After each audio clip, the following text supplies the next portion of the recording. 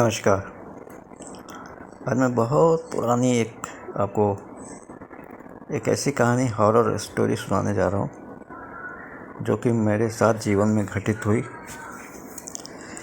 Actually में ऐसा था कि कुछ लोगों को कुछ शौक़ होता है, कुछ लोगों को कुछ शौक़ होता है। मुझको विभिन्न तरह के इंस्ट्रूमेंट्स और वाइल्ड लाइफ, ट्रैकिंग, पहाड़ और सुनसान महल, कब्रिस्तान, शमशान घाट, इनका बहुत ही ज़्यादा शौक़ शुरू से रहा है। और शायद हो सकता है कि इसीलिए मैं जो हूँ शमशान साधक भी बन गया। एक शौक़ बहुत विचित्र है। मुझको चाकू और पिस्तौल, इसका शौक़ बहुत ज़्यादा रहा। पिस्तौल तो जो है क्या कहते हैं, सब देसी मार्का मिलती है, वो नहीं, मुझको बाहर इम्पोर्टेड पिस्तौल चाहिए। अब जब शौक़ तो शौक़ होता ना, तो बहुत पहले मैं उस समय मेरी मतलब समझिए कि बिल्कुल नौजवान हो रहा था। अब मेरा जिस मोहल्ले में रहता था, उस मोहल्ले में बहुत ही बड़े बड़े दादा लोग रहते थे, बहुत बड़े बड़े। एक का नाम तो बहुत ही पुराना था, कल्लू बकैत। फिर और बाकी लोगों का नाम नहीं लूँ क्योंकि अब वो माननीय हो गए हैं।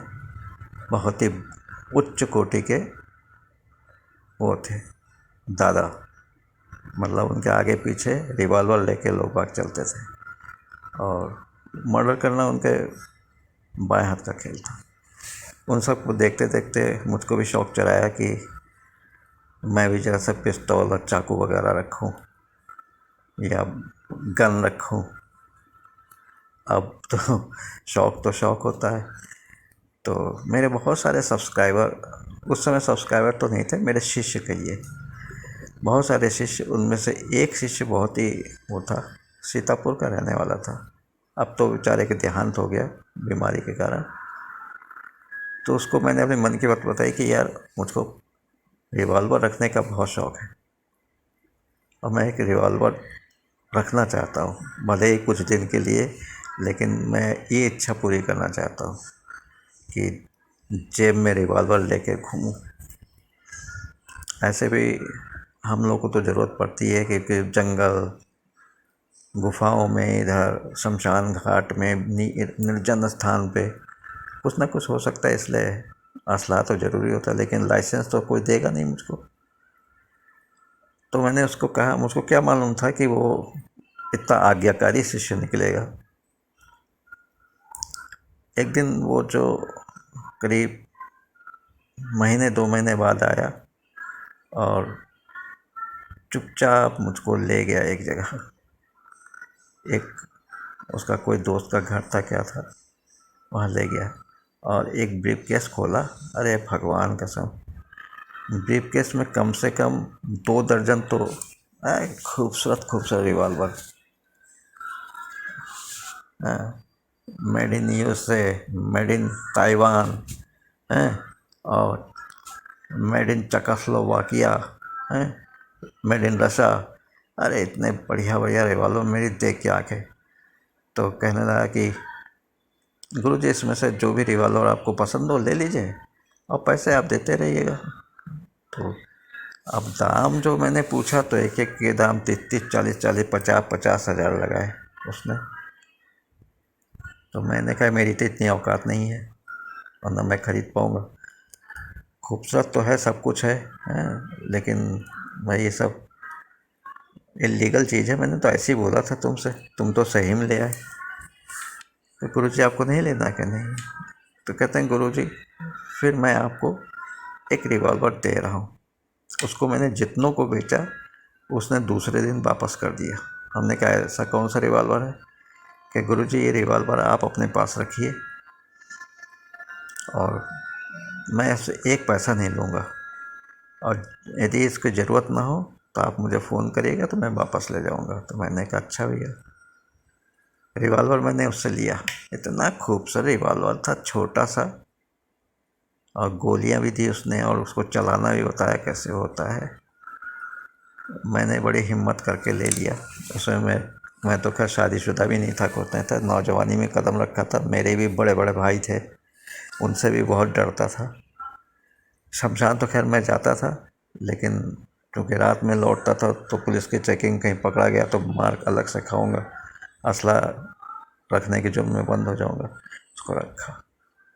मेरा कमरा अलग था, उस कमरे में मैं साधना करता रहता रात में। शमशान घाट में जिस दिन जा नहीं पाता था उस दिन जो है मैं अपने कमरे में ही साधना करता था। पूजा पाठ तो लगा ही रहता था मेरा। और रिवॉल्वर तो खैर समझो मैं इतना प्रिय हो गया कि पूछिए ना। अब एक दिन की बात है, मैं सोया हुआ था पलंग पर, रिवॉल्वर मेरे जो है तकिए के नीचे रखा हुआ था। अचानक ऐसे लगा कि जैसे कोई दरवाजे के पास खड़ा है और एक टक मुझको देख रहा है। मैंने कहा कौन है भाई, दरवाज़ा तो मैं अंदर से बंद करके रखे हो, ये कौन आ गया?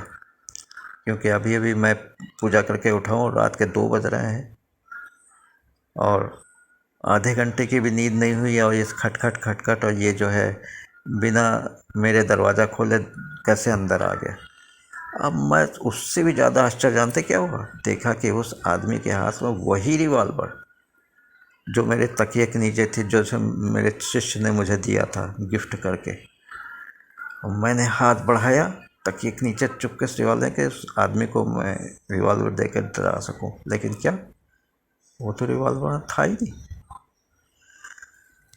हाँ, मेरी सिट्टी पिट्टी गुम हो गई कि ये अनजान आदमी के हाथ में मेरा रिवॉल्वर पड़ गया, इसमें मेरे उंगली के निशान हो गए, कहीं इसने कोई कत्ल वत्ल कर दिया तो फंसूंगा तो मैं कभी ना कभी। तो जो है उसने मेरी तब तान के पता नहीं क्या हुआ कि मैं जो है एकदम से वो हुआ, और मैं साथ बेहोश जैसा हो गया, मतलब जैसे लगा मुझको गोली लग गई हो। अब मैं बेहोश जैसा हो गया। बेहोश में मैंने देखा कि मैं उड़ता चला जा रहा हूँ। फिर थोड़ी देर बाद मुझको आंखें खुली तो देखा कमरा बंद था और कोई नहीं था, रिवॉल्वर स्थान था। इस घटना को 6-7 दिन बीत गए। एक दिन अचानक मैंने देखा कि रिवॉल्वर जो मेरे तकिए के नीचे रखा रहता था वो निकला और हवा में तैरते हुए बिल्कुल रोशनदान की तरफ बढ़ा, और अचानक पता नहीं क्या हुआ कि धप से रिवॉल्वर मेरे बिस्तर पर गिरा। फिर जो है क्या कहते हैं, उसके बाद मतलब सोचे हर दूसरे तीसरे दिन वो आदमी रिवॉल्वर लेके मुझको डराता धमकाता रहा। एक दिन तो जब वो आया तो उसके पूरा शरीर खून से लथपथ था, और माथे के बीच में गोल एक सुराख था जहाँ से भल भल भल खून निकल रहा था, और रिवॉल्वर उसके हाथ में था। और उसने रिवॉल्वर उठाया, मेरे पर ताना, और जो है मेरे मुंह से चीख निकली। शायद मेरे बड़े भाई लोग कहीं बाथरूम वगैरह गए होंगे, तो उन्होंने दरवाज़ा खटखटाया, क्या हुआ, मेरा नाम लेके पुकारा। मैंने कहा कुछ नहीं। महीने भर के अंदर अंदर मेरा दिमाग ख़राब हो गया उस रिवॉल्वर से। हर समय इच्छा होती थी कि उस रिवॉल्वर को उठाऊं और किसी का कत्ल कर दूं, जान से मार दूं। मैं फिर शमशान घाट में अपने जो है एक बहुत ही, जिनको मैं गुरु जैसा मानता था, मित्र थे, शमशानिक साधना वो भी कर, उनसे बात होता ही। उन्होंने कहा देखो ये रिवॉल्वर किसी हत्यारे का है और उसने बहुत सारे खून इससे किए होंगे, और जब खुद भी मारा गया और रिवॉल्वर जब मारा गया तो उसके हाथ में रहा होगा या छिटक के गिर गया होगा, तो जो पाया होगा उसने चुप्पे से मार्केट में से बेच दिया होगा किसी के हाथ में, और वो घूमता घामता तुम्हारे पास पहुंचा। मेरी मानो इससे तुम्हारी जान को खतरा है। पुलिस का तो खैर कह नहीं सकते, लेकिन जान का बहुत खतरा है। उसने यदि गोली, उस प्रेत आत्मा ने यदि गोली मार दी तो तुम बचोगे नहीं, क्योंकि रिवॉल्वर हमेशा तुम उसके हाथ में देखते हो। तुम्हारे तकिए के नीचे से रिवॉल्वर निकल जाता है, तुमको पता भी नहीं चलता उसके हाथ में होता है। वो तब होता है कि जब तुम्हारी आँख खुलती तो देखते तुम्हारे पर तान के रिवॉल्वर खड़ा है। ये तो पता नहीं कब से बच गए। अब ऐसा करना कि जो है तुम ये सब खुराफात वाली चीज़ जो रामपुरी चाकू है, रिवाल्वर, ये सब चीज़ें जितनी भी है, या मोटरसाइकिल की चेन वेन, ये छोड़ो और इनको सबको एक झोले में रख के और गोमती नदी में बहा दो। मैंने कहा हाँ यही बेहतर होगा, क्योंकि मैं खूनी और बदमाश नहीं बनना चाहता। मैं शमशान साधना कर रहा हूँ तो मैं तांत्रिक बनना चाहता हूँ, बदमाश नहीं। तो उन्होंने, वो हमसे उम्र में बड़े थे, कहते मैं जानता हूँ कि तुमको शौक किस लिए चढ़ाया। तुम्हारे आसपास सब गुंडे बदमाश रहते हैं, वो उनका मिनटों में काम है, किसी को मार देना, किसी को किडनैप कर लेना, किसी का कुछ करना, किसी का कुछ करना। इसलिए अच्छा ये है कि तुम इन सब चक्कर छोड़ो, अच्छे आदमी बनने की कोशिश करो, समझे। और उन्होंने कहा कि इसको जो है कल जो रिवॉल्वर, तो बाय द वे मैं उस दिन रिवॉल्वर लेके आया था। तो उन्होंने कहा कि देखो अभी हम लोग पूजा कर रहे हैं और सुबह होने वाली है, 1-1.5 घंटे में जो है करीब बच जाएगा। उस समय करीब 3 के करीब था, मतलब हम लोग 4-4:15 बजे यहाँ से रोज़ निकलते हैं, तो वैसे निकलेंगे। तुम इस पूरे रिवॉल्वर को उठा के और शमशान घाट से निकल के थोड़ी दूर पर, तब उस समय तो बीहड़ जंगल जैसा था, शमशान घाट के किनारे किनारे उधर निषादगंज की तरफ जाने वाले रास्ते में। और कसम खाओ कि आज के बाद से इन सब भयानक चीज़ों से दूर रहोगे और ना कभी किसी का मर्डर करने की सोचोगे, ना कुछ। तो मैंने उन हाथ में हाथ रख के कसम खाया, पूजा में कसम खाया, और फिर उनके साथ ही जाके मैंने उतनी खूबसूरत, उसमें लिखा होता है मेड इन चेकोस्लोवाकिया, ऐसे कुछ लिखा हुआ था, पता नहीं उच्चारण सही है कि नहीं। और मैं जो हूँ उस रिवाल को मैगोली के गोमती में बहा दिया, वो भी एक बहुत भारी भरकम झोले में, बहुत भारी भरकम एक पत्थर को रख के मैंने बहा दिया। अब तो ये बिल्कुल गोमती के 20 फुट, 22 फुट, 25 फुट, 30 फुट, जितना भी गहरा गोमती नदी हो उसमें चला ही गया। और फिर उसके बाद से जो है ना मुझको कमरे में कोई दिखाई पड़ा, ना मुझको कभी शौक चढ़ाया। ये तब जब बहुत दिनों के बाद हम लोग पूजा कर रहे थे, तब जो है क्या कहते हैं, वो शमशान घाट में वही प्रेत दिखाई पड़ा, मेरे पास आके खड़ा हो गया। तब मेरे साथ जो कह रहे थे पूजा कर रहे थे, उन्होंने कहा क्यों आया तो उसने कहा इसने मेरी रिवॉल्वर को नदी में फेंक दिया है और मैं भी इसको उठा के फेंक दूंगा। तो उसने कहा फेंकना वेंकना बाद में, तुम तो इसको छू भी नहीं पाओगे, मैं पूरी शक्ति लगा दूंगा इसको तुम छू भी नहीं पाओगे। तो वो विकट रूप से हंसने लगा। उसके क्या कहते हैं, माथे में जो गोल निशान था वहाँ से भल खून निकलने, पूरा शरीर खून से अजीब सा विकृत चेहरा हो गया। और वो मेरे पर झपटा, और मेरे साथ जो पूजा कर रहे थे उन्होंने पता नहीं क्या रख के अपनी मुट्ठी में रखा और मंत्र पढ़ा उस पर, और एक आग सी लग गई। वो छटपटाने लगा, जलने लगा जैसे जल रहा हो। तो उसने पूछा जो हमारे साथ पूजा के, तुम इसको क्यों परेशान कर रहे हैं। कहे कि वो रिवाल्वर मुझको जान से प्यारी थी और जिसके जिसके पास रहा मैंने उसकी ज़िंदगी बेकार कर दी। अब इसके पास आया है और इसने जो है उसको रखा भी नहीं, महीना भर भी नहीं हुआ, इसने जो है नदी में फेंक दिया। या तो वो नदी से ढूंढ के रिवॉल्वर दे, अन्यथा मरने को तैयार हो जाए। तो बड़े तो कहना है कि कैसे, कहते मैं एक बहुत बड़ा बदमाश था, लोगों का मर्डर करना मेरा शौक़ था। खून बहते खून को देख के मुझको पता नहीं अजीब सी तृप्ति होती थी, और मैं बिना जाने बूझे, बिना जान पहचान के, बिना किसी कारण के भी किसी को भी गोली मार देता था, तब मुझको शांति मिलती थी। एक दिन जो है 2 लोग आपस में लड़ रहे थे, तो मैं अपनी दादागिरी दिखाने के लिए उनके बीच में पहुंचा। एक ने मेरे पास, बिल्कुल मुझको अंदेशा भी नहीं हुआ कि इसके पास भी रिवॉल्वर हो सकता, उसने निकाला, मेरे माथे के साथ लगाया।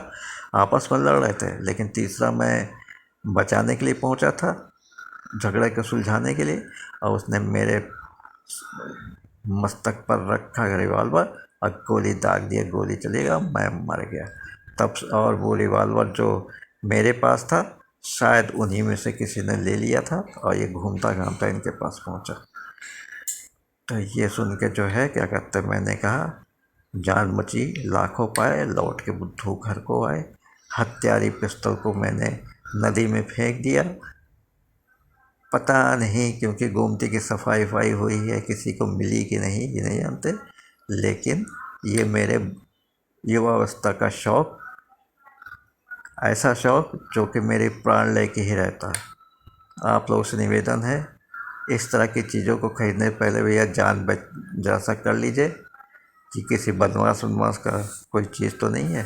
फिर उसके बाद मैंने सब चीज़ों को फेंक दिया, रामपुरी चाकू, वो निंजा, जो कुछ भी होता है नक्शा मारने के लिए, सब कुछ मैंने गोमती में फेंक दिया और मैं सिर्फ साधना की तरफ अग्रसर हो गया।